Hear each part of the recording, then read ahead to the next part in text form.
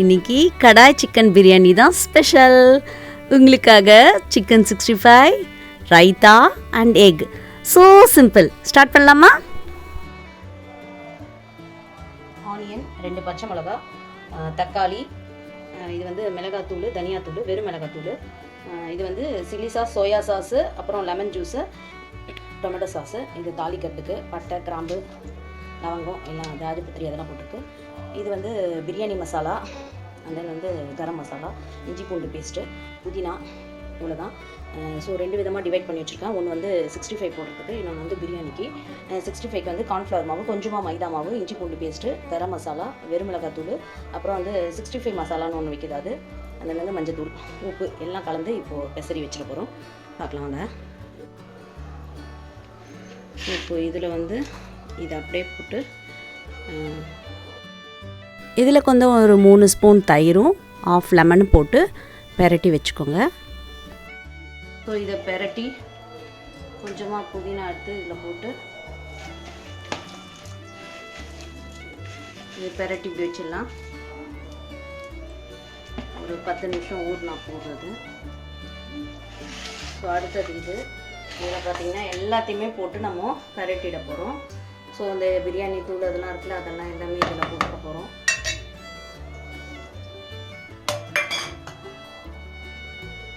வெறும் மிளகாத்தூள், குழம்புத்தூள் அப்படியே வைங்க. ஸோ தயிர்,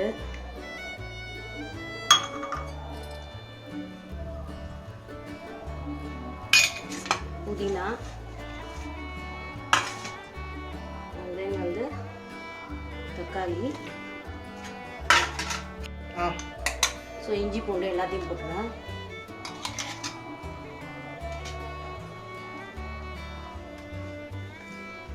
உப்பு கொஞ்சமாக இப்போ போட்டுக்கலாம். இது பிடிக்கும் போட்டு நல்லா அழுத்தமாக பிசைஞ்சு அப்படியே கொஞ்சம் நேரம் வச்சிடலாம்.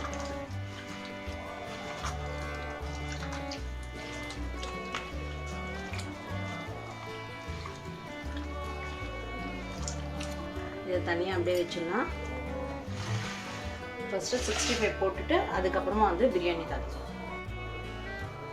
ஸோ இந்த கிளாஸில் வந்து 4 கிளாஸ் அரிசி ஸோ ஊற வச்சுருக்கேன். 1/2 மணி நேரம் ஊற வச்சு தண்ணி எடுத்தாச்சு. இப்போ 4 கிளாஸ்க்கு வந்து 7 கிளாஸ் தண்ணி வச்சுருக்கேன். இது வந்து லூஸில் வைக்கிற பிரியாணி அரிசி, ஸோ கொஞ்சம் நின்று வேகும். அதனால் ஒரு பிரியாணி அரிசிக்கு வந்து 1 கிளாஸ்க்கு வந்து 1.5 தான் ஊற்றணும். பட் இந்த அரிசி வந்து நீளமாக இருக்கும், நின்று வேகும். அதனால் இது 7.25 ஊற்றிருக்கேன். கரெக்டாக இருக்கும், அடிலாம் பிடிக்காமல் நல்லா வந்து பொலன்னு வரும். ஸ்டார்ட் பண்ணலாம் வாங்க. ஸோ ஃபஸ்ட்டு 65 போட்டு எடுத்துட்டோன்னா பேலன்ஸ் இருக்கிற எண்ணெயிலேயே வந்து பிரியாணி தாளிச்சிடலாம். ஏன்னா வேஸ்ட் ஆகாது. நாங்கள் வந்து அந்த மாதிரி சிக்கன் வறுத்த எண்ணெயெல்லாம் எடுத்து வைக்க மாட்டோம், உடனே யூஸ் பண்ணிவிடுவோம். ஸோ அதனால் 65 போட்டுவிட்டோன்னா பேலன்ஸ் எண்ணெயில் பிரியாணி தாளிச்சிடலாம். ஸோ இந்த கடாயிலேயே தான் நான் வந்து பிரியாணி தாளிக்க போகிறேன். ஸோ 65 போட்டுடலாம். எண்ணெய் காஞ்சிட்டு போட்டுடலாம்.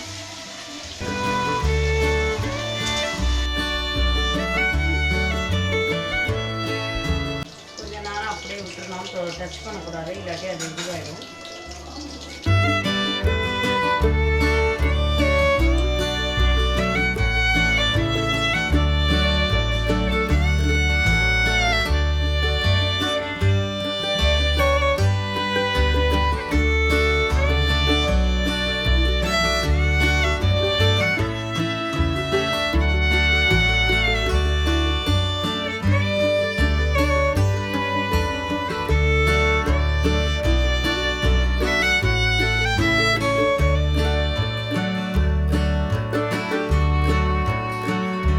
போட்டு எடுத்துட்டேன். இன்னொன்று போட்டு எடுத்துட்டேன்னா அவ்வளோதான்.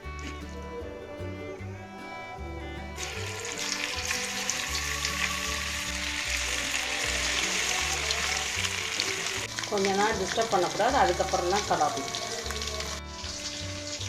வெங்காயத்தில் வந்து உப்பு போட்டு பெசரி வச்சுருங்க. இப்போ தான் நல்லாயிருக்கும். கொஞ்ச நேரம் அந்த உப்புலேயே ஊறும்போது ஃப்ரை பண்ணும்போது சீக்கிரமாக ஃப்ரை ஆகும். அதோட டேஸ்ட்டே வேறு மாதிரி இருக்கும். இது ஒரு மாதிரி பண்ணுறது டிஃப்ரெண்ட்டாக, தனித்தனியாக அப்படி பண்ணாமல் கொஞ்சம் நேரம் ஊறுது பாருங்கள். ஸோ அப்படியே போட்டு கடகடன்னு எடுத்து போட்டு அரிசியை போட்டு தாளிச்சிடலாம். சீக்கிரமாக பிரியாணி ரெடியாகிடும். ஸோ செகண்ட் ஸ்லாட்டும் போட்டேன், எடுத்துடலாம். ஸோ மைலேஜ் வந்து கொஞ்சம் எடுத்துன்னு போயிட்டான், பசிக்குதுன்னு.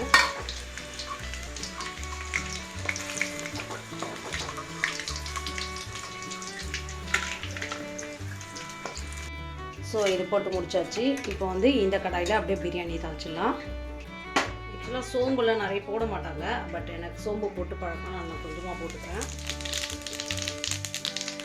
ஸோ அப்படியே போட்டுக்கலாம்.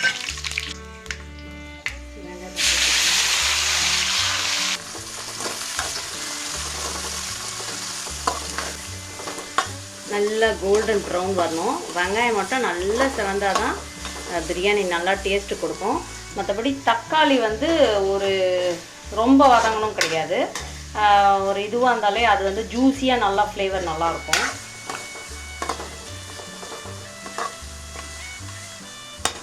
கொஞ்சம் வதங்கட்டும் அது. ஸோ ஆனியன் நல்லா ஃப்ரை ஆகிடுச்சு. இப்போ இதை எடுத்து வச்சுருக்கோம்ல, இதை அப்படியே போட்டுடலாம்.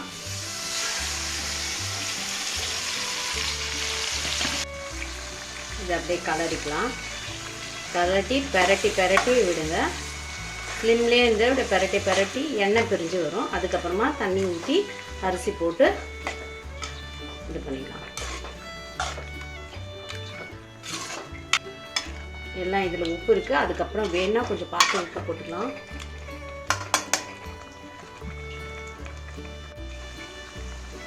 கொஞ்சம் நேரம் அப்படியே மூடி வைக்கலாம்.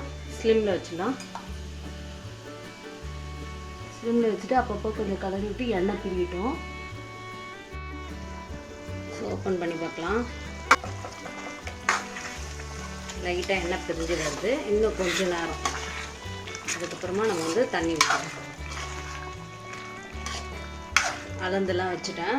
ஸோ தண்ணி ஊற்றி கொதி வந்ததுக்கப்புறம் அரிசி போட்டுக்கலாம். இந்த பக்கம் அளந்து வச்ச தண்ணியை வந்து சூடு பண்ணிக்கலாம் கடகடனை. ஸோ சீக்கிரம் ஆகிடும். ஸோ அதுக்குள்ளே இது வந்து ஓரளவுக்கு நல்லா வதங்கி எண்ணெய் பிரிஞ்சோன்னோன்னா அதை எடுத்து ஆட் பண்ணிக்கலாம். தக்காளி இந்த மாதிரி நெத்தாக இருக்குல்ல, இந்த மாதிரி தான் இருந்தால் மைலேஜ்க்கு பிடிக்கும். இந்த மாதிரியும் பண்ணலாம், இது ஒரு டேஸ்ட் இருக்கும் நல்லா. பிகாஸ் அந்த தக்காளி வந்து நல்லா வெந்திருக்கும். நெத்தாக இருக்கும்போது சாப்பாடோடு இழஞ்சி வரும்போது செம்ம ஜூஸியாக இருக்கும் தக்காளி. இதே மாதிரி வெஜ் பிரியாணிக்கும் பண்ணால் நல்லாயிருக்கும். ஓவராக தக்காளியை வதக்கி அந்த மாதிரியும் குழஞ்ச மாதிரி பண்ணுறதும் ஒரு டேஸ்ட் வரும். இந்த மாதிரி பண்ணுறதும் அந்த தக்காளி சாப்பிடும் போதெல்லாம் ஒரு நல்ல ஒரு ஜூஸி ஃப்ளேவர் கிடைக்கும். இந்த மாதிரி ட்ரை பண்ணி பாருங்கள். தண்ணி நல்லா காஞ்சிச்சு, இதுவும் நல்லா சுண்டிடுச்சு, ஓரளவுக்கு எண்ணெய் பிரிஞ்சு வந்துச்சு. இப்போ இந்த தண்ணி எடுத்து அதில் கொட்டிடலாம்.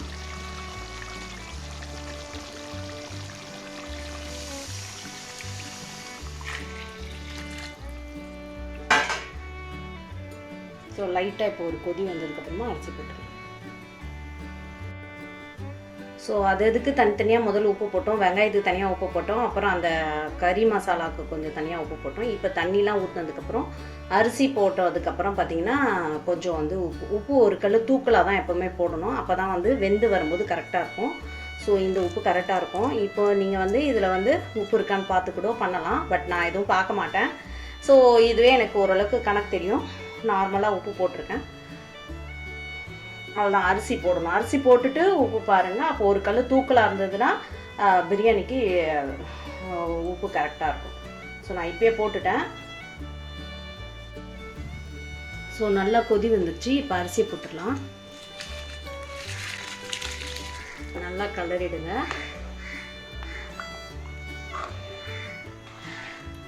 கலரிட்டு ஸ்லிம்மில் வச்சுருங்க.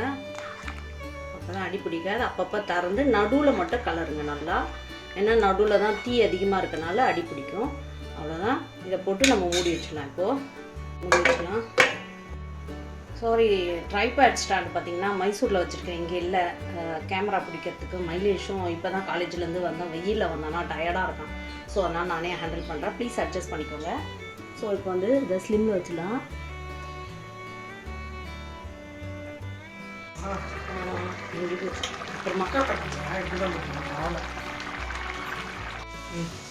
ஸோ வந்து நல்லா ட்ரை ஆகிடுச்சு. இப்போ தம் போட்டுடலாம் நம்ம.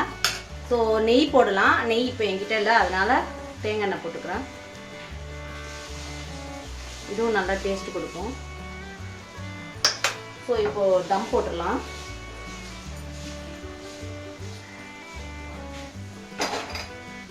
ஸோ தோசை கல் எடுத்து வச்சுட்டு கொஞ்சம் ஸ்பீட் வச்சுருங்க.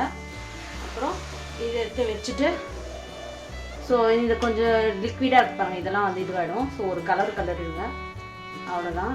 இது அப்படியே ஒரு 10 to 15 minutes அப்படியே வச்சிங்கன்னா இது ட்ரை ஆகிடும், அவ்வளோதான். ஸோ இது மூடி வச்சிடலாம். மூடி வச்சுட்டா அது ட்ரை ஆகிடும், அவ்வளோதான்.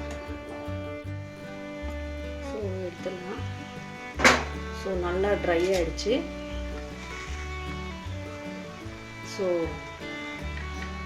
இதை அப்படியே ஆஃப் பண்ணிட்டு ஒரு 10 minutes கழிச்சு சர்வ் பண்ணலாம்.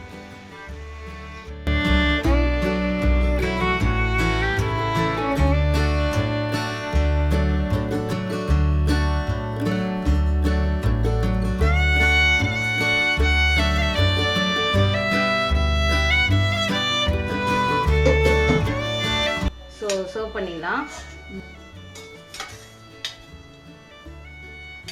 Egg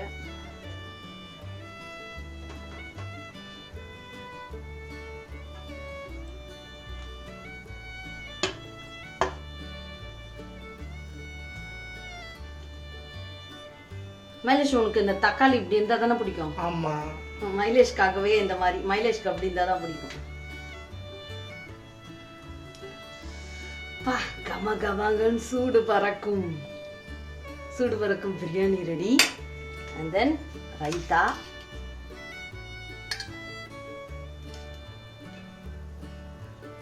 and 65.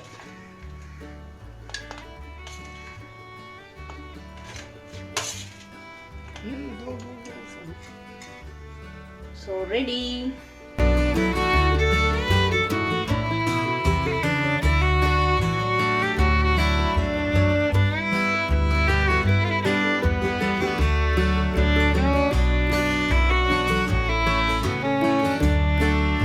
மைலேஷ் இந்தா சாப்பிட்டு சொல்லு எப்படி இருக்குன்னு.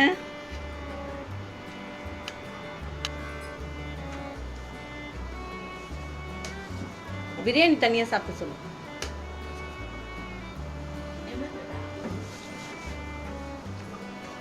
எப்படிப்பா இருக்கு? சூப்பராக இருக்கா? உப்புலாம் கரெக்டாக இருக்கா? 65 ஒன்று சாப்பிட்டு கட்டு. 65 ஆல்ரெடி கொஞ்சம் உள்ளே போயிடுச்சு. ரைத்தா நல்லா இருக்கா? சரி, ஓகே. சரி, பாய் சொல்லு.